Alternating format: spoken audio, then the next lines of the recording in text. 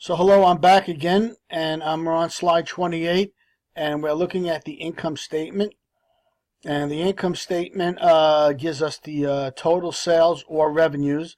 These go back and forth, right? Sales are revenues, and you take away the cost of sales or the cost of goods sold, and when you do that, you get what's known as the gross profit. So this is the very, very top of the income statement, the first three lines that you'll see. And then when you get the gross profit, you subtract off all your operating expenses here, your selling, your general and administrative expenses, your R&D, your depreciation, and when you do that, you're left with operating income. And then when you'll do plus or minus on the operating income, other income or expenses. It could be a loss or a gain, right? And this will equal your earnings before you take off any interest and taxes. This is called EBIT. Okay, so this is important to know as we work our way down the income statement now. You end up here, and then there's more, so we're not done yet. So when we, from EBIT on, here we are, and then we have plus or minus any interest income, right? So, you'll notice here or an interest expense. You may take an expense, and this will equal the pre-tax income. So this is just before taxes.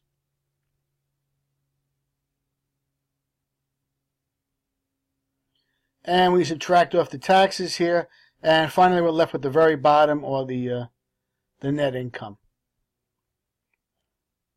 And that's where dividends are paid out of. So here's an example of an income statement, and here's the net income, the very bottom. You'll notice that our total sales are up the very top, and here's our cost of goods sold, as we talked, and our gross profit.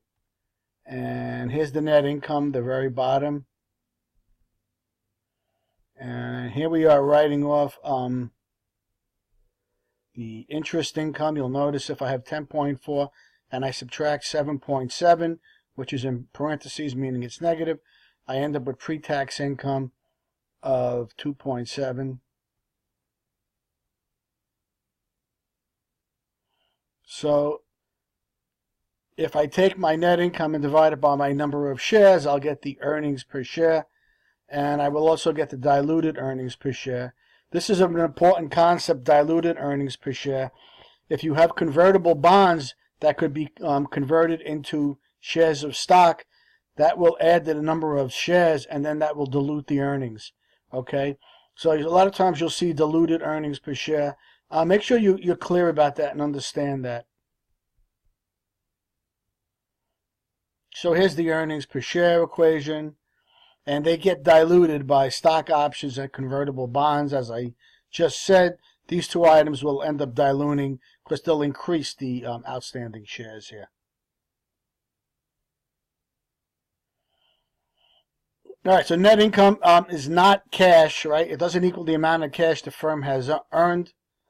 Net income will include non-cash expenses such as depreciation of your assets, physical assets, and the uses of cash are not on the income statement, right?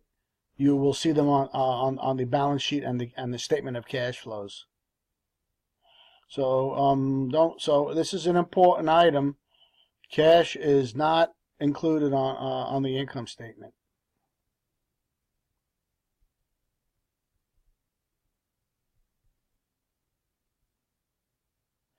All right. The next we have is the statement of cash flows, and that's going to have three sections. And those three sections are important. They include operating activity,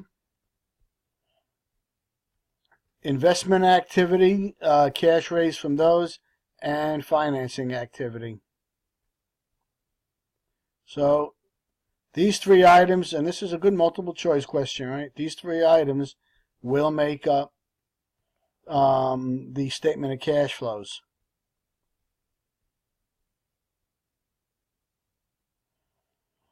All right, so operating activity on the statement of cash flows, and this adjusts net income right, by all non-cash items related to operating activities and changes in net working capital. All right, so you've got, this will include the depreciation. You'll add that. You'll deduct the increases in accounts receivable because more cash is tied up there. It's important you understand that as you tie up more money in accounts receivable, you deduct the increases because that's cash you don't have.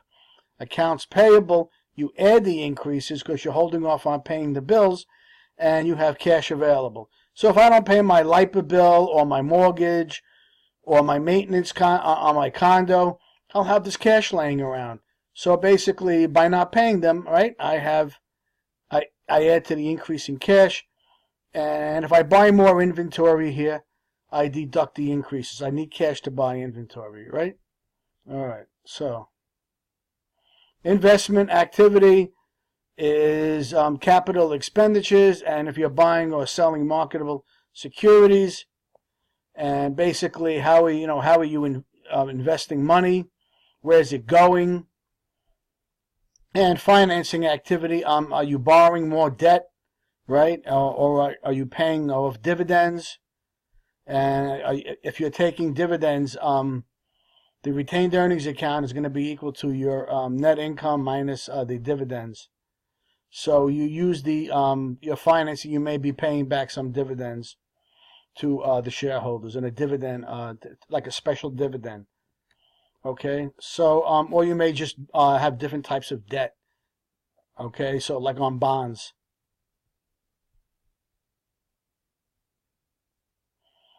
Okay, so here is the statement of cash flow, and just to make a point, here's the operating activities, here's the investment activities, and here is the financing activities, and here is the change in cash and cash equivalents, which is the sum of 1, 2, 3. So you have 6.2, 6 is 6.2, and you notice this one's negative, so that's 5.8, and you have 4.5 here. So your changes in cash and equivalent are negative. So you've lost. Everyone should realize, see that parentheses, you've lost cash here. You've decreased your cash. All right. So as far as that goes, all right. So let's go over this example here. Suppose Global had an additional $1 million depreciation expense. If Global's tax rate on pre-tax income is 26%, what would be the impact of this expense on Global's earnings? How would it impact Global's cash balance at the end of the year?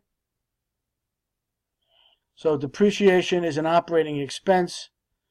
So their income, EBIT, and pre-tax income would fall by $1 million. So this decrease in pre-tax income would reduce Global's tax bill by 26% of $1 million, or $260,000. Therefore, net income would fall by $0.74 million. All right, so on the statement of cash flows, net income would fall by $0.74 million, but we would add back the additional depreciation of $1 million. Remember, depreciation gets added back on the statement of cash flows. It's got a two-edged sword. So for the so you add the depreciation back. It's a non-cash charge. So cash from operating activities would rise by minus 0.74 plus 1 equal $0.26 million. Okay? So that would go up. Thus, Global's cash balance at the end of the year would increase by $0.26 million, the amount of the tax savings that resulted from the additional depreciation. So that tax savings turns into a cash, an additional positive cash flow for you. All right, so I think what we'll do is, here's another alternative example that you can go over, and the solution is here. And I'll stop here, and this will be it for the evening. All right, have a good evening, everybody.